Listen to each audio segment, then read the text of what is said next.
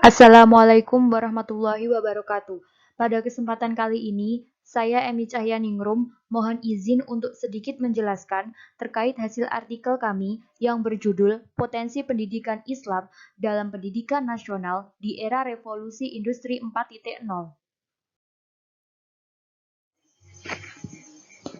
Yang melatar belakangi kami memuat judul artikel tersebut adalah bahwasanya pendidikan yang selalu berkembang seiring dengan pertumbuhan zaman.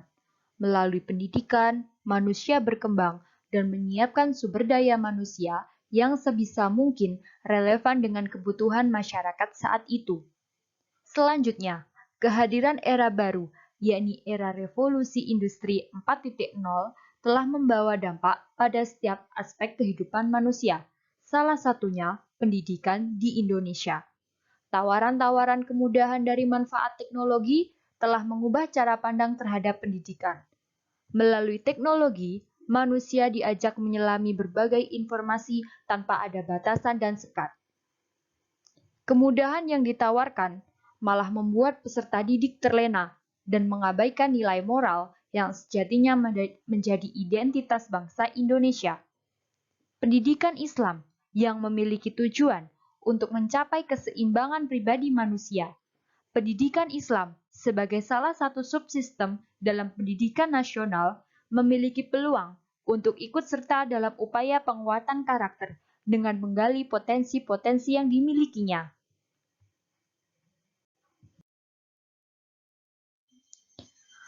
Pada artikel ini memuat rumusan masalah, yakni apa yang disebut pendidikan era revolusi 4.0, bagaimana problematika pendidikan karakter dalam pendidikan nasional di era 4.0, apa saja potensi pendidikan Islam dalam pendidikan nasional di era 4.0.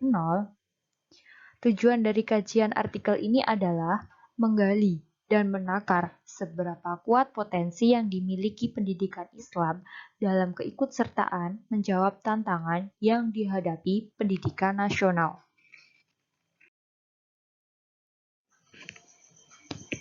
Pembahasan pendidikan era revolusi 4.0 atau lebih dikenal dengan istilah pendidikan 4.0 merupakan pendidikan di mana manusia dan mesin diselaraskan guna pemecahan masalah secara inovatif.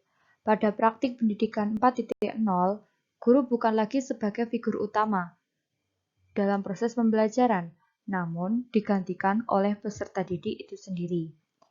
Karakter pendidikan 4.0 lebih mengarah pada fitur pembelajaran di mana berpusat pada peserta didik. Di sini, peserta didik dapat menggali sendiri pengetahuan dari sumber informasi melalui pemanfaatan internet. Pembelajaran virtual juga memberi fleksibilitas bagi peserta didik. Peserta didik dapat belajar pada waktu dan tempat yang berbeda. Dalam hal ini, peserta didik memiliki lebih banyak kesempatan belajar secara mandiri. Pendidikan harus memainkan peran. Pendidik harus memainkan peran sebagai pendukung transisi konsep pembelajaran di era revolusi 4.0. Pendidikan karakter telah menjadi perhatian di berbagai negara, salah satunya di Indonesia. Pendidikan karakter menjadi sesuatu yang sangat penting ditanamkan demi terbentuknya manusia berkualitas dan berakhlak mulia.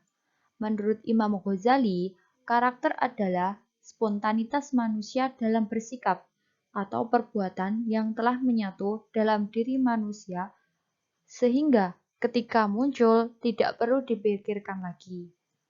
Kemerosotan moralitas atau karakter menurut data hasil survei mengenai seks bebas di kalangan remaja mencapai 65%. Fenomena tersebut menjadi bukti nyata adanya kemerosotan karakter pada generasi penerus bangsa.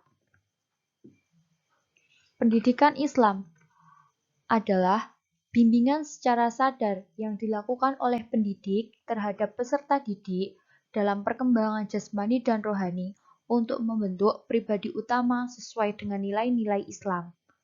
Di dalam pendidikan Islam terdapat 3 istilah lazim, yakni tarbiyah, taklim, dan ta'dzib. Tujuan pendidikan Islam membentuk akhlak mulia, mempersiapkan diri untuk kehidupan dunia dan akhirat, menumbuhkan semangat belajar, dan mengkaji ilmu pengetahuan. Pendidikan karakter dalam pendidikan Islam memiliki makna yang lebih dari sekedar benar atau salah, melainkan memberi pemahaman untuk melakukan hal-hal baik. Dari sini dapat disimpulkan bahwasanya pendidikan Islam memiliki potensi dalam keikutsertaan upaya penguatan pendidikan karakter dalam pendidikan nasional.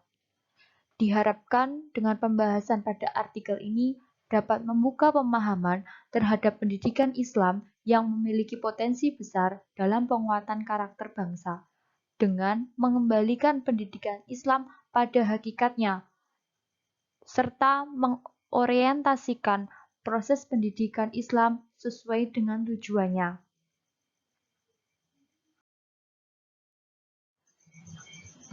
Sekian penjelasan dari saya. Bila ada kurangnya saya mohon maaf. Wassalamualaikum warahmatullahi wabarakatuh. Terima kasih semuanya dan salam sehat selalu.